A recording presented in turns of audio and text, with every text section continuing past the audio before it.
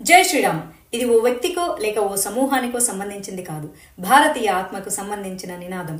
ప్రతి వాళ్ళు తమ వాడిగా భావించుకునే అరుదైన దేవుడిగా కీర్తించడం సర్వసాధారణం. ఆకట్టుకునే రూపం, మాటకు కట్టుబడి ఉండే మనస్తత్వం కలిగి ఉన్న అతనే శ్రీరాముడు. ధార్మికతకు దర్పణం. 140 కోట్ల మందికి పైగా ఉన్న ఈ సమున్నత భారతావనిలో 90% పైగా ప్రజానికం జై శ్రీరామ్ అంటూ నినదిస్తున్నారు. తమ దేవుడిగా ఆరాధిస్తున్నారు.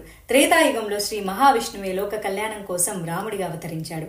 దుష్ట శిక్షణ, శిష్ట రక్షణ చేసిన వాడు శ్రీరాముడు. ప్రతి భారతీయుడు తల ఎత్తుకునేలాగా శ్రీరాముడిని అనుసరించేలాగా ఆయన జీవితం అందరూ తమంతట తామే మంచిగా మలుచుకునేలాగా చేస్తుంది.